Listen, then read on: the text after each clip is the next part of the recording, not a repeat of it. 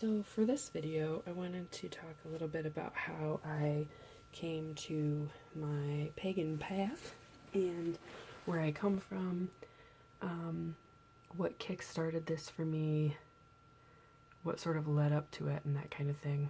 I guess my whole life I've always gravitated toward the spiritual aspect of things and was sort of on this constant search for where I fit, in terms of like what religion would be right for me or what I need to be practicing or that kind of thing. I was always searching and never really finding any answers. But I've always sort of gravitated toward the spiritual side of things and sort of that deep thought, soul work, that kind of practice anyway. But I never knew what exactly that would be a part of. So I went through several stages in my youth, including a lot of the major religions. We were sort of loosely Christian growing up. It was sort of a very liberal, like, we'll go to church every third Sunday and on holidays and that kind of thing. We didn't pray before dinner and all that kind of stuff. It was just sort of a very loose, liberal kind of Christianity. A very free-thinking one, too, for the most part. There are some of my family members that are much more conservative, but so that's kind of how I was raised. And then I,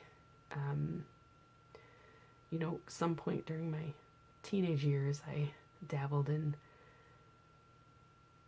witchcraft and things like that. Like, I think a lot of teenagers do, and I think that's where when a lot of people start their witchcrafty ways, I guess. And I definitely did that. I definitely dabbled until my mother kind of squashed that, and she said, if I ever find out that you're practicing witchcraft, you're not going to live under this roof, and yada yada. So, I kind of put it into that, and it was just like, oh, here I go, continue to search. And so then I got into Christianity. I was like super hardcore, dating a pastor's kid, saved by Jesus Christian, talking to my friends about how they need to find Jesus and all that. And, it struck a little chord within me, like, yeah, obviously I need some sort of spiritual path, but this just isn't doing it for me. It just didn't feel right. It just didn't feel right at all. So after that, I sort of started exploring Islam, but that never quite felt right. I guess you could say that I dabbled in Buddhism, although I wouldn't say it necessarily from a religious perspective, maybe from a more philosophical perspective. But that never really went anywhere. I definitely I feel like, if I had to pick one of those three, I'd pick Buddhism, but, it's not that I disagree with it. It's just as a religion or as a regular practice, it didn't quite feel right. So, and then started my decade of atheism. One of my best friends, when we first became friends, about 10 years ago, we were still sort of getting to know each other, and he was questioning me on my beliefs and, whether or not I was religious or spiritual or whatnot. He was asking me a bunch of questions. I couldn't answer any of his questions. I was like, I don't know what God is. I don't know if there's an afterlife. I don't know this. And he's like, well, do you think there's a God? And I'm like, no. And he's like, kind of sounds like you're an atheist. And I was like, yeah. It just kind of clicked. I was like, I think I am an atheist. And that just, for a good 10 years, that was enough for me. That was it. It clicked, and that was it. And then my dad died. And that turned everything on its head. It just, it was absolutely earth-shattering, soul-shattering. I entered into a very long, tumultuous mourning period where, that period really kick-started my search for spirituality again. So I started asking myself questions, or I was sort of forced to come to terms with a lot of things like life after death, or the idea of God, or where my dad is now, things like that.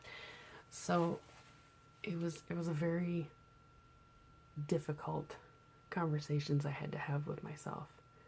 Very difficult, very scary.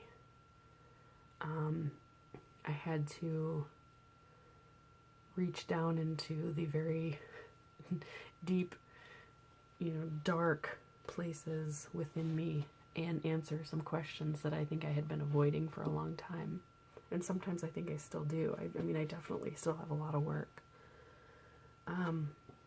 But that kind of started me on this search for a spiritual practice and something that I could do to connect myself with that spiritual aspect that I've always I don't know why I always want to say gravitated toward.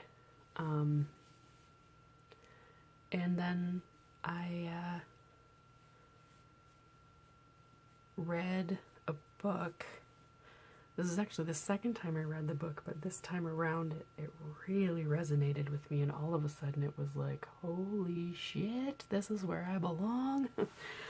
Or at least somewhere in this spectrum.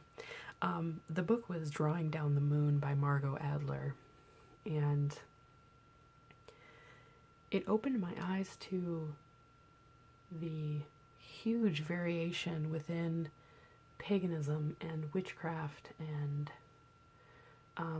the umbrella terms and everything underneath it. And the idea, I think originally the idea of atheistic witchcraft really appealed to me because I was coming from an atheist point of view at the time. So I read that book, and that sort of started me on this path of reading a whole bunch of other books. Like, what's the other one called? Paganism, An Introduction to Earth-Centered Religions by Higginbotham. I don't have the book right in front of me. But it's sort of like the introductory pagan book that everybody recommends or everybody reads.